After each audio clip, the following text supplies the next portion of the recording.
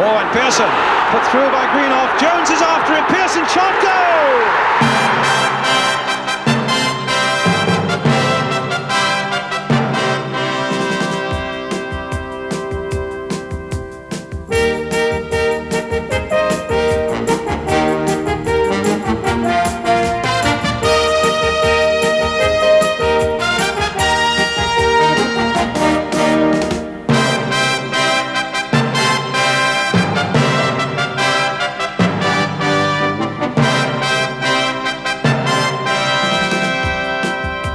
And welcome again to the big match. Today, another packed programme as we bring you three outstanding games. Our main match is Oldham Athletic against second division leaders Tottenham, backed up by two games from the first division that provided quality, controversy and goals. Coventry City against Birmingham City and Ipswich Town against West Bromwich Albion. And as well as that, your letters as well. What about that fastest goal on record? Well, we show you the quickest way it can possibly be done.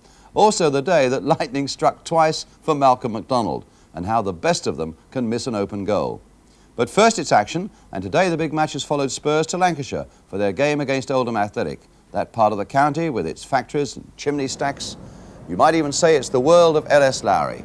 And I can tell you that in spite of that beautiful sunshine, the wind was really whipping in off the moors that are all around Oldham's Boundary Park ground. Today there's a crowd of some 14,000 for the arrival of the second division pace setters from London, Tottenham Hotspur. And down the steps come Spurs. It's almost as though they're coming out to bat at the Oval.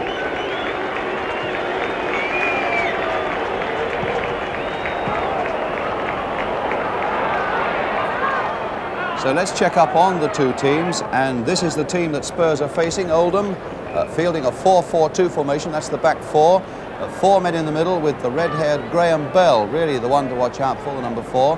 And as we come to the front men, we shall see Steve Taylor, formerly of Bolton, and Vic Hallam, who of course is well known to London fans. Here is Vic Hallam, ex-Charlton, Orient, Fulham, Luton and Sunderland. That's experience that speaks for itself. So Spurs counter that with a defence that's missing Don McAllister. So striker Jerry Armstrong is again a central defender for the second week. It's a great day for the midfield man Neil McNabb, chosen in the Scotland World Cup 40 on this day. But the real Tottenham surprise comes up front, where manager Keith Birkinshaw has dropped out of form John Duncan, 19 goals this season, replaced him with Chris Jones. Here's Glenn Hoddle. So many of the good things for Tottenham seem to stem from him. The referee today, that's Don Shaw from Sandbach in Cheshire. And now let's get on with the game. So Spurs kick off in an all-yellow strip, attacking the goal to our right. The first time they've been here to Boundary Park, Oldham, in 45 years. And they come finding a pitch with a nice amount of give in it, a pitch that's in really excellent condition, and an afternoon of really warm and beautiful Lancashire sunshine. Chris Jones getting in quickly, and it's Ronnie Blair who concedes a corner in the opening seconds of the game. Two sides very much in form. Spurs not beaten in their last 13 in the league. Oldham, who've lost only one in their last 14, and that was last week at Blackburn when they were beaten 4-2. So it'll be Peter Taylor with the corner for Tottenham. A nice backward header, and they're not getting it away yet. Colin Lee back now to John Pratt, and a shot that causes goalkeeper John Platt no problem. John Pratt to John Platt.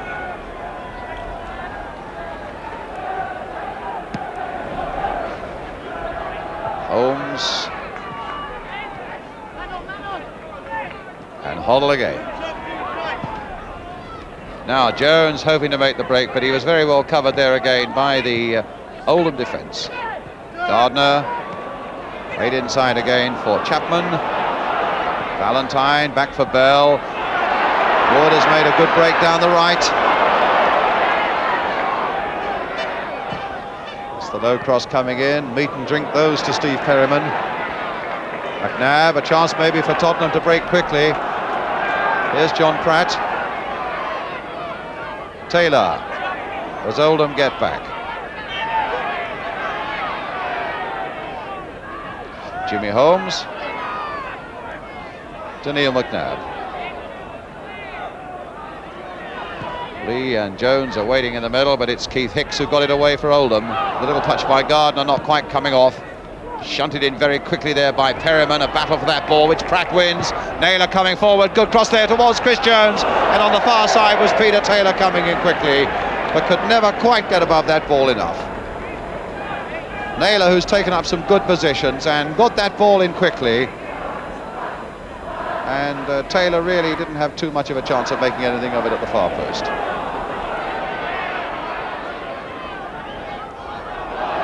Valentine to Taylor. Steve Taylor, the man they got from Bolton. And Hoddle quite easily getting it away. A mistake there by Perryman. Oh, and he hit the post. Valentine right through there. A mistake in that Tottenham defence, most of all by Perryman. And Valentine was on it like a flash. He was across the goal, beating Danes, but not beating the far post. Bell. Gardner outside him. Wood behind him. Here's Ian Wood. Spurs doing a lot of chasing though. The front men coming back as Lee did there. Working well together as a team. Bell, who looks the danger man though. Nice bit of play there by Wood. And here's Bell again. And this time Hoddle pushed him away. It's an indirect free kick, it's not a penalty. The crowd are roaring, thinking it's a penalty. But the referee's got his arm aloft. And inside the area, he is given an indirect free kick for that challenge there by Glenn Hoddle on Graham Bell. So there we are, a yard inside the box. Hallam is behind it, so is Bell, and so is Chapman. And Wood will play it short, I imagine. A little chip and a good save by Barry Daines from Graham Bell. The little touch, the little chip, and the save that was more than adequate. Now it's with Terry Naylor. Jones getting away from Hicks well there. Getting past him well. Good play here by Chris Jones. A turn by Peter Taylor. It might come for John Pratt. It might come for Hoddle. Oh my word, Hoddle putting it off the post. And behind. Well, from the moment Jones made all the running there, Oldham could have been in trouble. Taylor almost got a chance coming in, but in the end it was pushed back for Glenn Hoddle. Hit it well off the outside of the left-hand post. Hoddle now for Naylor. He's looked good this afternoon, Naylor. Ready to come forward so often. That's a good little cross as well. Might come for Lee. Robbed in the end by Wood. Hallam. Onside, Steve Taylor. Oh, and just wide. The anguish there of a man whose foot through and couldn't quite make it, Steve Taylor. 15 goals this season, put through. Spurs thought that might have been offside. Taylor didn't bother to stop and look, but flashed the ball, but it was just wide. Chris Jones beaten in the air that time. And Bell putting it through towards Valentine. Perryman there again, carving it away from that goal area. And Holmes happy, quite content to put that into touch. Although he looks as though he's taken a nasty old knock by the look of agony on his face there as he put it into touch.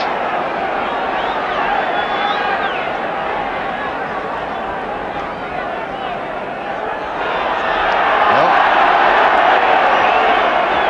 badly hurt. Any sportsman will tell you a knock can hurt you. Holmes must have said something, and he's got a yellow card for something that he said to the referee as he got up from that situation where he was injured. Well, that can only have been for dissent. It's a yellow card for Holmes, a throw for Oldham. Valentine with a backward header. Nab. And Perryman putting it back.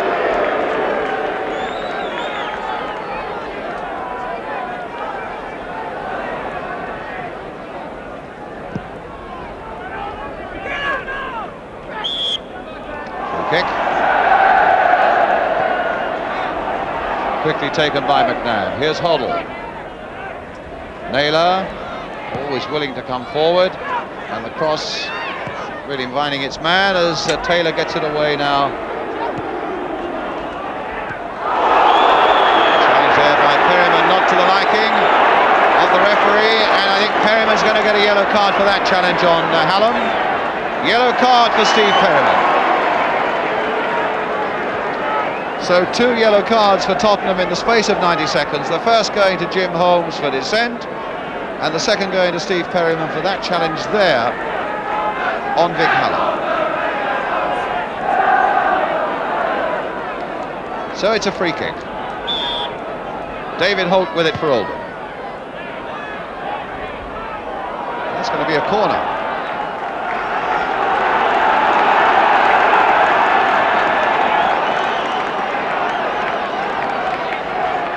Les Chapman will take it.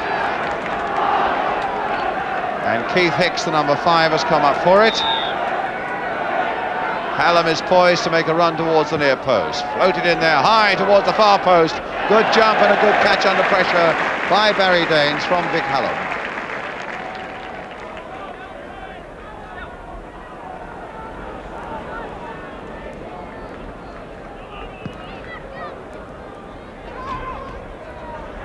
Lee turning well on his man.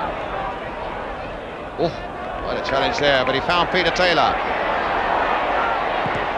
And Lee, in fact, was getting involved with David Holt on the ground there. The referee spotted them.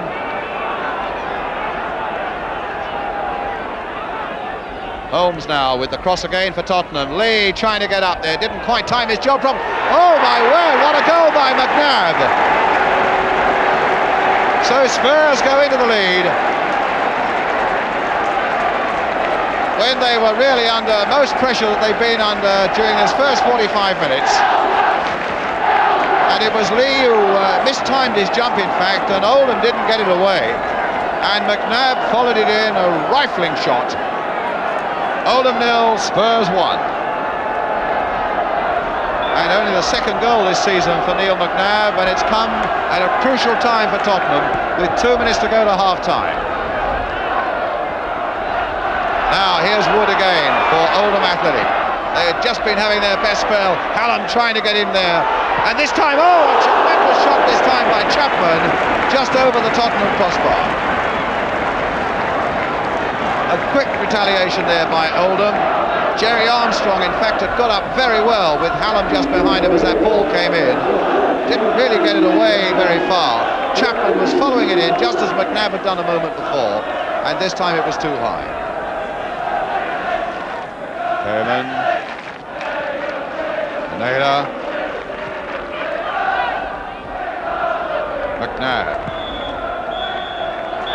As the whistle goes for half-time, and Spurs will be more than happy with that first 45 minutes. They took a bit of pressure on a ground where it's never easy to come and win. But in those 4 or 5 minutes before half-time, they began to get on top. And Neil McNabb putting them into a 1-goal lead. Oldham 0, Spurs 1. We'll be back with the second half.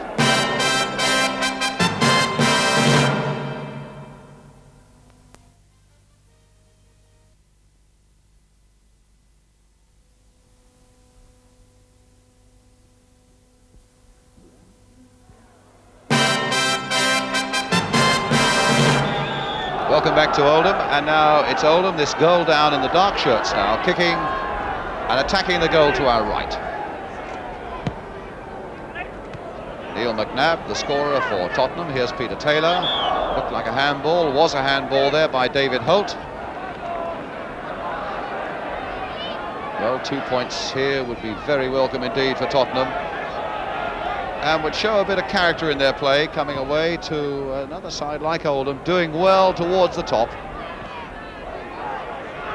Holt finding Blair.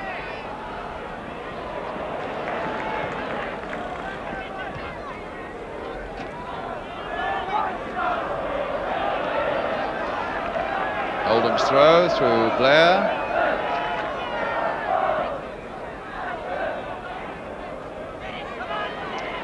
Lee having a battle for that ball. Terry Naylor, back for Perryman.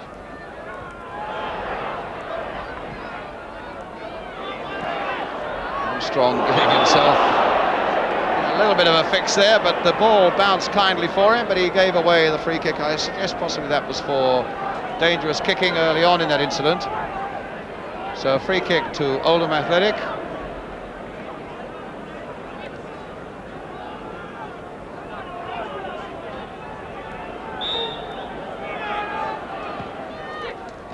Hallam just touching it on, and Barry Daines.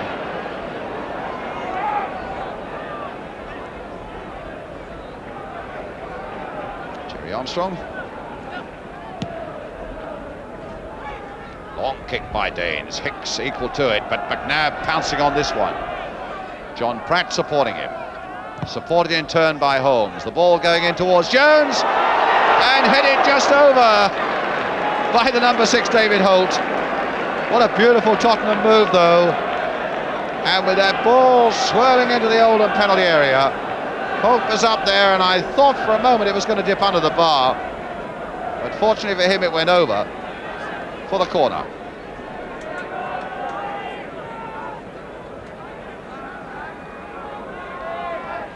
So Tottenham's corner. Oh, and the goalkeeper had it. I think he must have been put off a little bit by Bell at the near post, who leapt just ahead of him.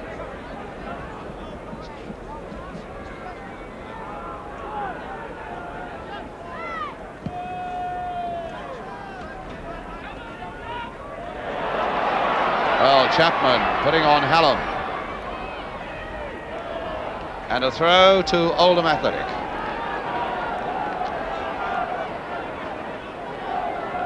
There's Chapman with it. Kick Hallam, back for Chapman. Cross coming in, it's a good one towards Valentine. John Pratt getting that one away well. Hoddle, and Pratt, who'd got it away, is leading the charge again for Tottenham. But running into trouble from Bell. Wood to Bell. And Wood going right through.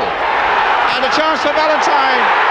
And it hit the post and was headed away by Terry Naylor, having done his acrobatics on the crossbar.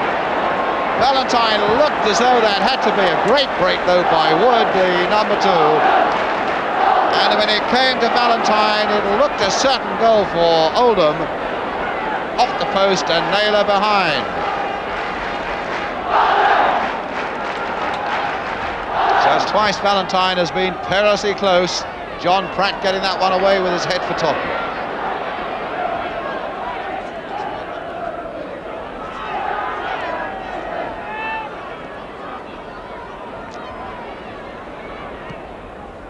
Wood again to Bell. Pratt cutting it out. Now it's a break and a good one for Tottenham. Now for Lee, who was pulled back by Hicks, and the keeper's out at his feet. Not a bad crowd here today. The record, though, for this ground is 47,000 away back in 1930 in a cup tie against Sheffield Wednesday. Blair to Taylor. Naylor. That's going to be a card for Naylor.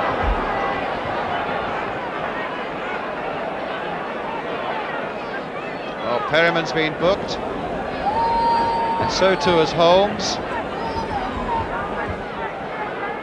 And now Terry Naylor. Didn't see a yellow card, but a name went into the book. So Holt with the free kick for Oldham. Naylor really hitting it across the face of the goal. And a goal! Scored there by Steve Taylor to make it 1-1. So Oldham are back on terms. The long free kick. Terry Naylor, in fact, put it across the face of his own goal with a header. Valentine turned it back, and Steve Taylor was there with the header. And Oldham are back at 1-1.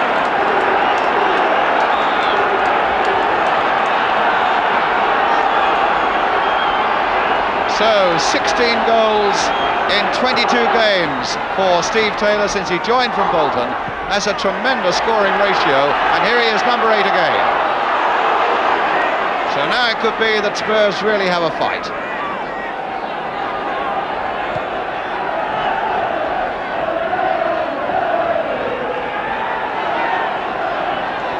Perryman, Lee, and now for McNabb.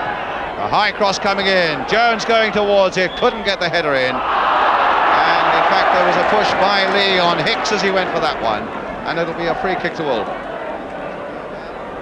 Score standing at 1-1. Carl Valentine, the number 7, who made the Oldham equaliser. There, short for Hicks. And Hicks putting Wood in a bit of trouble as John Pratt came in. Valentine. Away he goes again with Jerry Armstrong after him. Two of them and he's beaten them both. And he's got a good cross in. The number 8 went down there, Steve Taylor, and the referee allowed the game to go on. Lovely bit of play game by Valentine though, completely fooling Spurs defence around this right flank for Oldham. Cross heaved into the centre, a certain amount of confusion there as well. Now Hoddle. Pratt again patiently waiting on this left-hand touchline.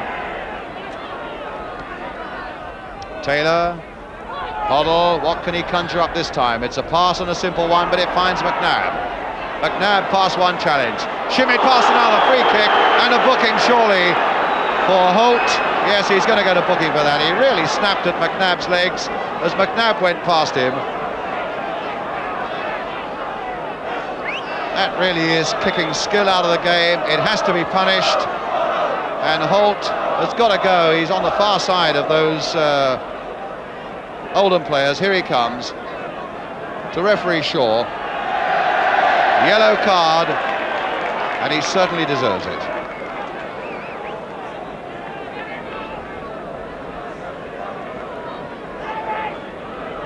So the fourth name to go into the book. 3 from Tottenham, 1 from Oldham. And Spurs with a free kick. Now, I wonder if Hoddle can bend this around the wall. I wonder if Taylor can whack it wide of the wall. I wonder what Spurs are going to make of this. Just left of centre. 5 men in the Oldham wall, joined by a Spurs player, John Pratt. Hoddle and Taylor between them. Taylor making a sign just on the right of your picture there. A little bit of movement, and a little bit of movement. Chip to the far side again towards Colin Lee. And nothing came of that one. Except that Spurs got a corner.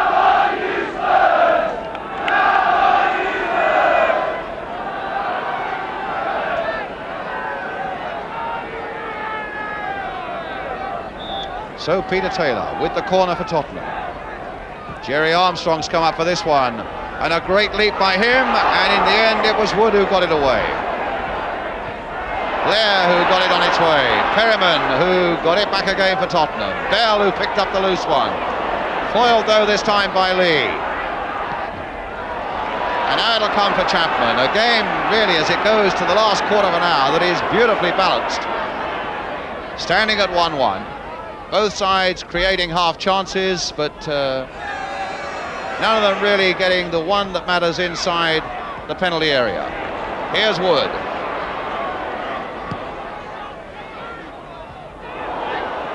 Allen turning it back for Chapman. Crossed in again. John Pratt getting it away for Tottenham. Lee up there. Bell back this time for Blair.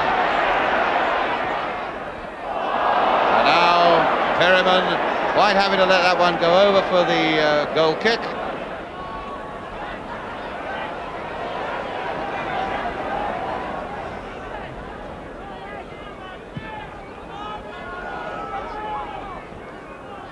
Lee playing it for Hoddle. Now for Peter Taylor, hit well, just a fraction wide of that Oldham post. Hoddle always in the middle of everything for Tottenham. And again, a lovely piece of perceptive play by him, and Taylor's shot taken first time, curling just wide of that far post. Chapman right back there in defence. McNabb trying it on the far side now through Terry Naylor.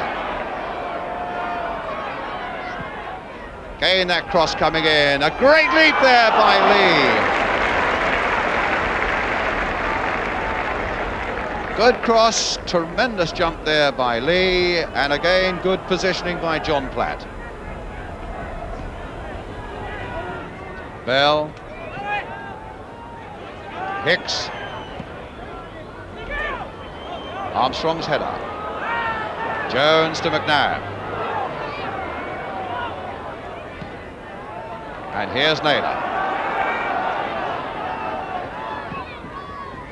Interesting cross. Chris Jones poised underneath it. Hicks getting up above him though. Taylor knocking it in there. And a goal. No! My word, I thought that was a goal by Lee.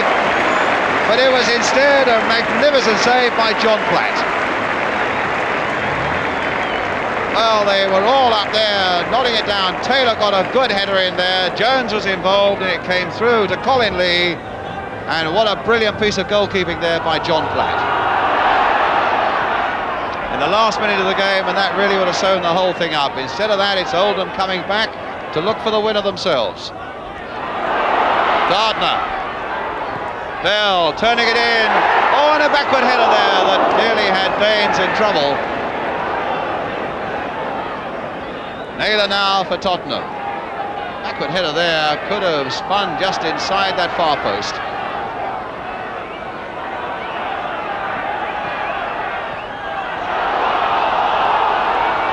Oh, there's some punching and some kicking there between Chapman and Naylor. And Naylor's already been booked.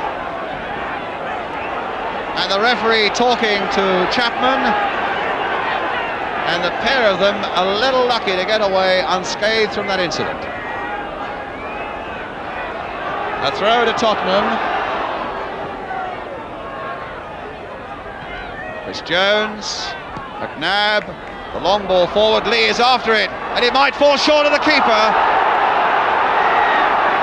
And Lee went down inside the box. The Spurs fans here were screaming for a penalty. The referee didn't even consider it. And what a tremendous finish we've got. But still standing at 1-1. Hoddle taking it up now for Tottenham. Chipped in again this time for Jones. Lee is up there supporting him. Calling for a good cross. Well cut out by Holt though for Oldham. Final whistle. A good finish. And a good point for either side. With Neil McNabb having put Tottenham ahead before half-time. And then in the second half, an equaliser coming from Steve Taylor for Oldham. So the final score, Oldham 1, Spurs 1. And it was a match that was covered for us by the cameras of Granada Television. Well, a hard-won point for Tottenham, but with Bolton also dropping a point at home to Brighton, it meant that Spurs at least kept their 2-point lead at the top. But now let's get a view from the Tottenham manager, from Keith Birkinshaw. Keith, it's never an easy place to come and get 2 points. Are you happy with the one you got? In the end, I think I am. We might have pinched it right at the death when the Oldham goalkeeper brought off a terrific save from Colin Lee. But then I weigh that against the fact that they've hit our woodwork 3 times in the first half. And I'm fairly happy that it was even Stevens. I think it's something like 9 out of 13 you've drawn now. You just can't get that extra point, it seems. No, we've drawn, I think we've drawn 9 out of the last 13 games. Something like that in the league, yeah. Yeah, away from home, I'm quite happy about that. Obviously, the points that we drop in at home is the thing that worries me.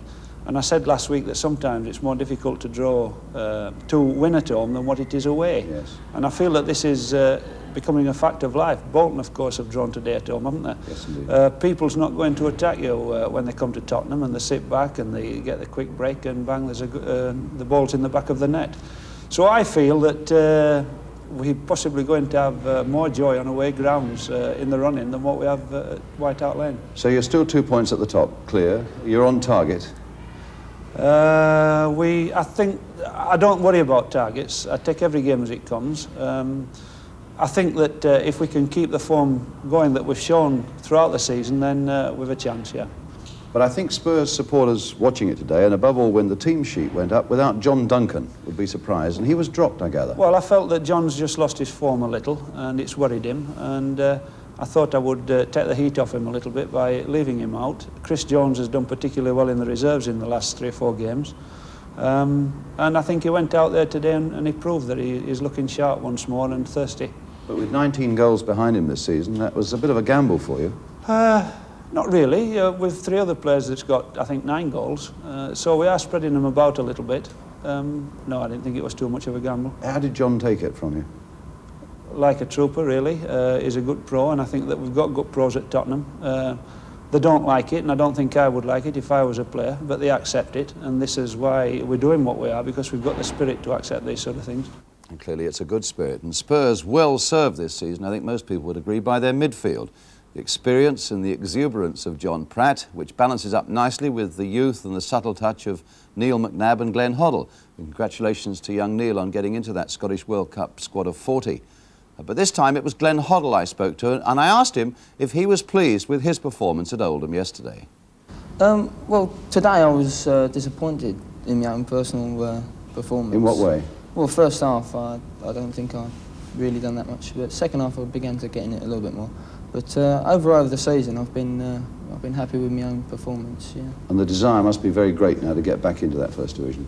Oh yes, that's all we want. You know, it'd be great if we can get back there. Keith says he doesn't set targets and so on, but I mean, in the players' minds, are they really on the move now into the first division? Do you see yourself in the first division side we're again? all looking to get in the top 3 first, and then sort out whether we win the championship or not. You know, I think that's the main object, to get in the top 3 and get promotion, and then if we're certs, we'll go for the championship. But with so many drawn games that you're getting, you're just not tearing sides apart yet, are you? That's right. Early on in the season we were at White Lane, but you know, I think it's true what Keith said. They're tightening up very tight at our ground, and they're playing defensively, and you know, they're getting breaks and getting the goals. Is the pressure growing on you and the rest of the players as the golden day gets closer? I don't think so. I think we try and play out from the back and try and play naturally. I don't think we've changed our game, you know, through the pressure of other teams getting closer to us. So the rest of the Spurs lads go back down the motorway tonight by coach, and you stay up here in Lancashire? Yes, I'm staying up here for the under-21s Wednesday. Yeah. How big a stepping stone do you see that now in your career? Well, you know, anyone wants to play for England at any level. It's a great achievement for anyone, and just hope that I can do well and things for the future. Glenn Hoddle. Well, there was one moment of controversy in that game concerning Glenn Hoddle when Oldham claimed they should have had a penalty. Glenn himself says it wasn't a penalty. The referee was right to give an indirect free kick for obstruction. Let's have a look at that. As the ball came into the Spurs penalty area, Graham Bell, the number 4, what a tremendous game he had. He really does look a class player. And Glenn goes alongside him, obstructs him there, but there's also an element of a push about it as well. I think the first offence was obstruction, though, and maybe that's what guided the referee's decision to give an indirect free kick inside the Tottenham penalty area. Our second game today takes us for the first time this season to Coventry City for their home game against a Birmingham City side that went into the game 5 off the bottom of the table, with manager Sir Alf Ramsey and the Birmingham board under fire from the supporters. There's all sorts of talk about a boycott of home matches in the air, and with talk, of course, of Trevor Francis and a possible transfer always in the air, it seems. Well, the game was covered by ATV, the commentators Hugh Johns, and what a start they had there in Coventry. Referee today, Alf Great Yarmouth. His officials, Mike Bevan of Melksham, Chris Brooks of Derby. The light blue, all one colour strip of Coventry attacking the goal on our left. The blues of St Andrews changing their dark blues to a yellow outfit today. Bright sunshiny weather, crisp and perfect for football. And here's green for Coventry.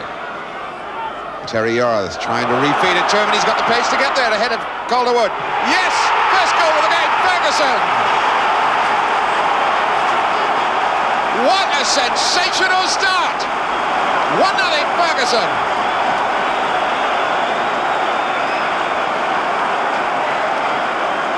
Well, that must have been inside 30 seconds. Green laying it in to Terry Yorath. Terry Yorath feeding it on down the line. Green outstripping Calder with a low cross, and Ferguson nicks it in on the near post. And still Coventry unable to increase the margin on that goal scored by Mick Ferguson in 29 seconds. Green getting one in the back. Free kick to Coventry. Want some treatment.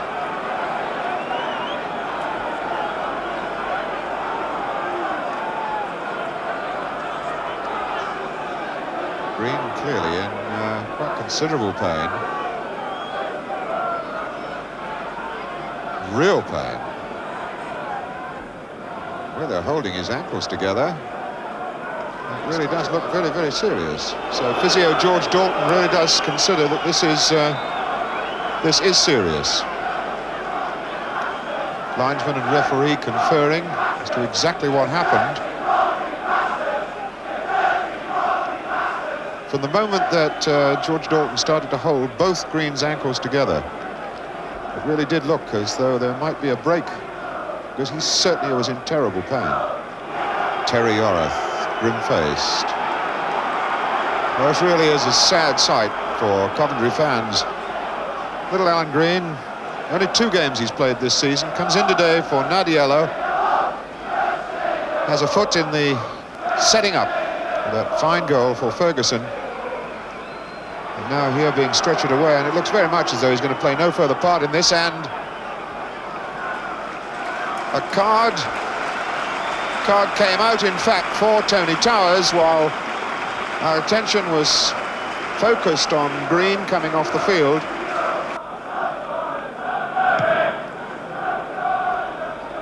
Jim Holton under this. Yorath helps it away. Hutchison. Yorath. Nice ball, good run by Roberts. The look in, aiming for Ferguson. Wasn't a particularly good ball for him. Now McDonald, though. A Yorath. McDonald curling it for Wallace. Down McDonald. For the cross, Ferguson trying to get far post. Hutchison! Ferguson! He didn't know he'd done it! Unbelievable! Mick Ferguson scores his 2nd goal of the game, and he really didn't know it had happened. 35 minutes gone. 2-0. Ferguson's got them both. Well, it really was quite remarkable. The ball knocked across to the far post. Everybody stopped for a moment. Hutchison tried a snapshot. Ferguson with his back to the ball, suddenly realised it was coming down behind him, turned round, toe poked it in, thought he might have been offside. It wasn't. It's 2-0. A certain amount of aggro building up out on the park now. Matching that out on the terraces. There's the free kick. Wallace didn't get there, and stabbed over the bar by McDonald. That's Wallace and Howard, and Wallace is dragged away by referee Alf Gray. And a yellow card for Wallace. The incident happening as the ball comes curling across. 1 or 2 squaring up to each other. Howard went down. Wallace looked as though he might have trodden on the Birmingham City player. Well, Pat Howard really is in a lot of trouble there. That looks like a very, very serious cut. Houghton, good head. Ferguson to McDonald. Early ball on. Back to McDonald again. Well, cut out by Calderwood. Yorath in. Won it so simply. Beck calling for it. Drives it. Beautiful goal. Measured to perfection. 3-0 Coventry City. John Beck's 2nd goal of the season. Came on as a substitute against West Bromwich Albion and scored last week. Come on as a substitute here and scored against Birmingham City. All started when Terry Yorath won that ball so simply from Tony Towers. He had so many opportunities open to him. He laid it off to John Beck. Beck measured the angles, delivered the shot with absolute precision. Beck to Wallace. And another throw into Coventry.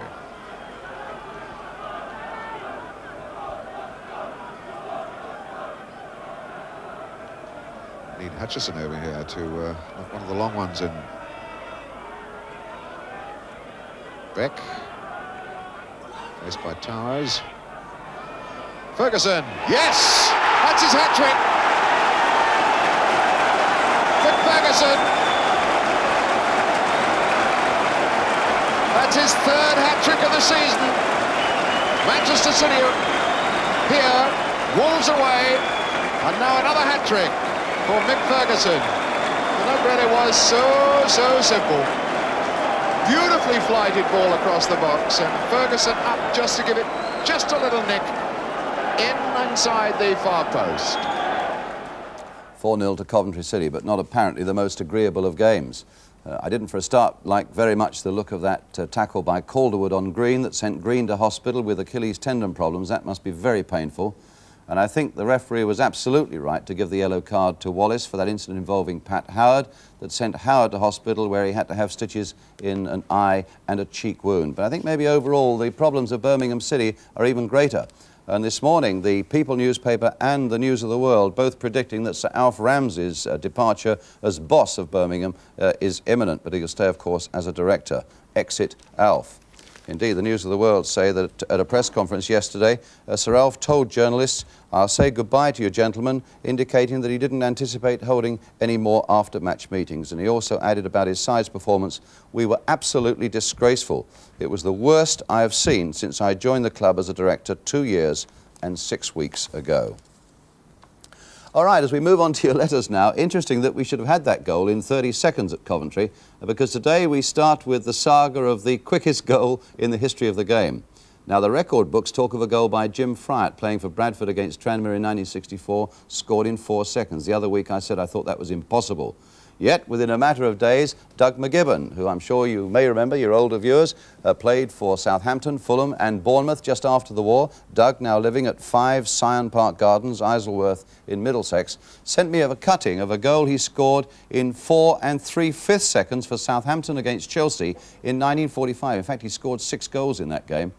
Well, we conducted a little experiment of our own this week when we went to Orient with a film camera, and Bill Roffey, the defender with the strongest shot in the club, and goal scorer Peter Kitchen set about showing us the quickest way possible to get the ball in the net from the kick-off. Remember, a goal can't be scored straight from the kick. So what we're looking for is a goal in 4 seconds. Bill Roffey and Peter Kitchen, we hope, will provide it. Bill, you've got maybe the most powerful shot in the Orient club. Do you think a goal in a game can be scored in 4 seconds? No, I don't think so. Not from this position. This has got to be the quickest way, with one touch and then a whack. Oh, surely, yeah. But I don't think you could ever beat the goalie. No. From this position. Well, we'll give you a chance of having a go. Peter, what's your thought about this?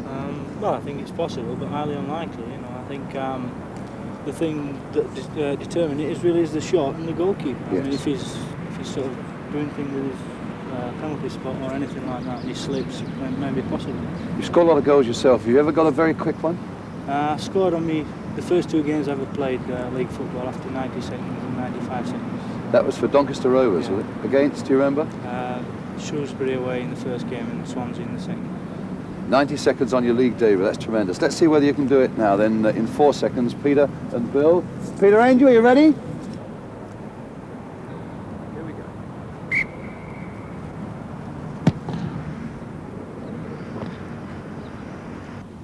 4 seconds dead!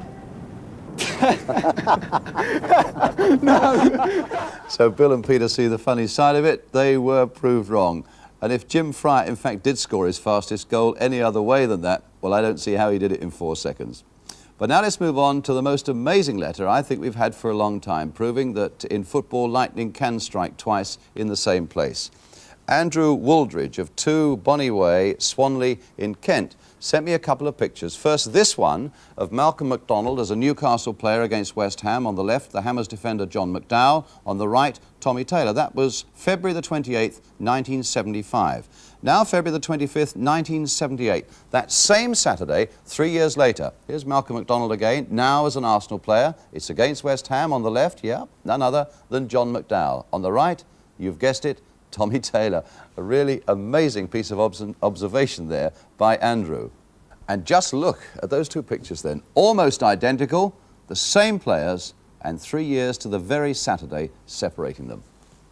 Well, I promised you we were going to show you some amazing misses from open goals at the start of the programme, but time's pressing a little bit, and it really is time. We'll bring those for you next week in any case. But time now for our third game, and it features 2 teams from next week's 6th round of the FA Cup. Ipswich Town, who come to London to face Millwall next week, and West Bromwich Albion, who have a home tie against Nottingham Forest. Ipswich then against West Brom. The pictures from Anglia Television. Commentators Jerry Harrison. Ipswich here are in the dark shirts. Woods has come wide on the left for Mills, but Batson is close to him. Mills putting it into the area. Up goes Russell Osman. Flicked on. It's a good chance for Mariner. He should have had that. That was a wide open chance there for Paul Mariner. Probably the first he's had in the game. And one there for the heading ability of Russell Osman. The free kick is floated in. He makes a marvellous leap. It's flicked on into space, and he's only got to nudge it by the goalkeeper, but he sticks a foot out and stops it. Here's the corner. Osman again. And it's in. Russell Osman does it again, and it's Mick Mills this time who finishes it off. So Mick Mills doing what he did in the middle of the week against Bristol Rovers. The breakthrough with a goal from a corner. This time, as the ball came over, it was Russell Osman who won it cleanly in the air, and the overhead flick left Albion defence no way. Mariner couldn't get it. Mills in there quickly, but Regis leaning on him. Brendan Batson for Albion. Regis, amazing to think that he was playing with Hayes last season.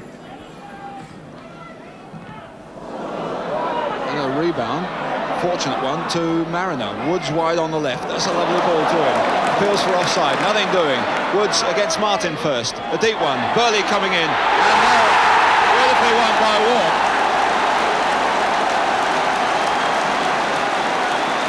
What a cracking move that was. John Walk knocks that one in. But what a superb move. The rebound a little bit fortunate when Mariner got it, but when he did get it, how he exploited Albion and set up Ipswich for a fine goal. The ball inside to Woods, a lovely deep cross, and 3 players coming in for that. But in front of Burley there was John Walk with a lovely header that put the goalkeeper Gordon right on the wrong foot. Oh, Regis is away from Russell Osman, letting the bounce beat him, and now the challenge going in, late, and a penalty. So a penalty to Albion. Regis exploiting that error by Russell Osman. The ball bounced away from him. He was going to shield it back to his goalkeeper, but Regis read it well. He was in quickly, and then as he went for the final kill, the tackle coming in late behind, and a clear penalty. The leading scorer for Albion this season with 16 goals already. So it's Brown against Cooper, with Mills down outside the area. Well, now we can attend to the injured player, but it's Tony Brown who decisively puts that one past Paul Cooper and puts Albion back in the game. Roger Osborne, blocked by the body of Robertson. And they're really fighting now to get this ball back into the penalty area. Woods against Johnson, and Statham beats them both, and it's down! And it's not a penalty. Well, extraordinary. He'd beaten them both, and Statham stuck a foot out there. Well, they'll talk about that one afterwards. Should Woods have had the penalty as he got by Johnston and Statham? He didn't get one, and it's Alistair Brown on the tackle here, and he's got a chance to pull one back for Tony Brown. Must score. And the 2 Browns have done it. Well, how extraordinary, how things can change in a trice. An amazing incident. At one end, Woods is tripped, it seems, by Statham, and no penalty is given. Albion immediately break away, and when that ball is played to Alistair Brown, he does well to control it, then indeed to pull it back, and Tony Brown, who's already got 201 league goals to his credit, makes no mistake with that for his second of the game, and on the death it puts Albion level at 2-2. And that's just how it finished. Finally today, some sad footballing news with the sudden death last night of Victor Railton, the chief football correspondent of the London Evening News. Vic's death came within hours of him reporting yesterday's Arsenal v Manchester City match for his newspaper. He was a good friend of the big match as well, a regular member of our Golden Goals panel, and quite rightly he was renowned as one of Fleet Street's keenest news gatherers. He's going to be very difficult for them to replace. Well, that's it for this week. Next week, an FA Cup special on the big match with two magnificent ties from the 6th round coming your way. But today we're going to leave you with some near misses and a great save from Oldham yesterday. We had 2 goals there. We might so easily have had 6. And Hoddle quite easily getting it away. A mistake there by Perriman. Oh, and he hit the post. Oh, good play here by Chris Jones. A turn by Peter Taylor. It might come for John Pratt. It might come for Hoddle. Oh, my word, Hoddle putting it off the post. And Wood going right through. And a chance for Valentine. And it hit the post and was headed away. Interesting cross. Chris Jones poised underneath it. Hicks getting up above him, though. Taylor knocking it in there. And a goal!